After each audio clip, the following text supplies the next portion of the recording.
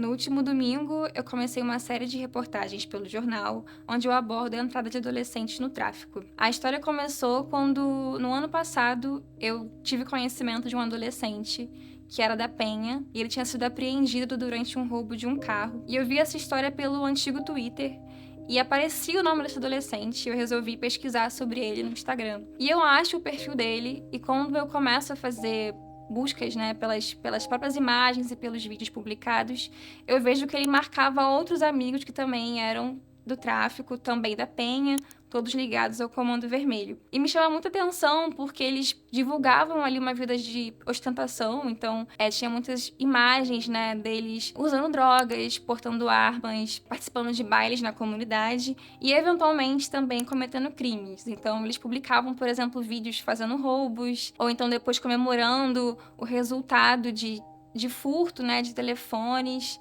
Quando tinha também casos deles invadirem territórios rivais, aparecia vídeo deles atirando contra esses rivais. E eu comecei a ir acompanhando diariamente a vida de pelo menos 10 adolescentes ali. E o primeiro a morrer é o que eu cito na matéria de domingo, que foi o Matheus. Esse não é o nome verdadeiro dele. Como ele é menor de idade, eu não posso fazer isso, divulgar ou identificar ele pelo jornal. E ele morre logo depois de 2 meses que eu tava acompanhando ele todos os dias. E foi uma morte que me impressionou, porque apesar dele viver uma vida de muito risco, né? Ele era um desses que ia pra Zona Oeste lutar por territórios pelo Comando Vermelho. Eu não imaginava que ele fosse morrer. Então, eu lembro que eu entrei no perfil dele achando que eu fosse ver as fotos que eu já conhecia.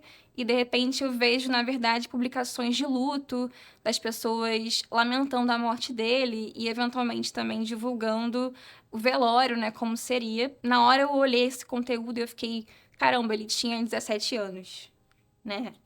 E eu resolvi começar a catalogar isso. Então, eu comecei a tirar print das imagens, eu anotava o nome dele, a data de nascimento, que depois eu descobri, e também a de óbito, e eu fui montando ali uns arquivos que começaram com ele. E continuei acompanhando os 9, né, que continuaram ali vivos, só que ao longo de um ano eles foram morrendo, né? E até agora, né, hoje, dia 8 de dezembro, 6 faleceram.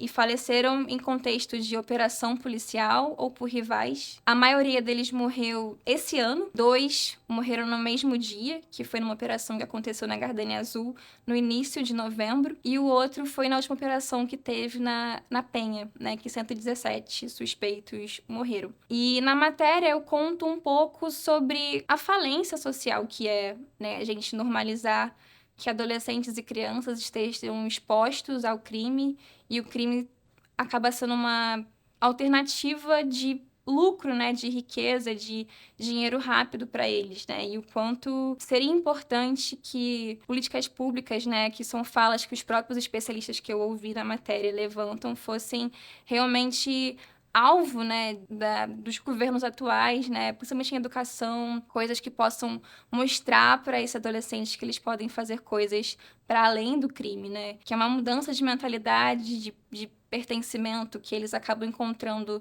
no tráfico e, eventualmente, poderiam estar aí descobrindo outras potencialidades de vida. Para mais detalhes, acompanhe a série pelo Globo. A primeira matéria foi publicada no domingo.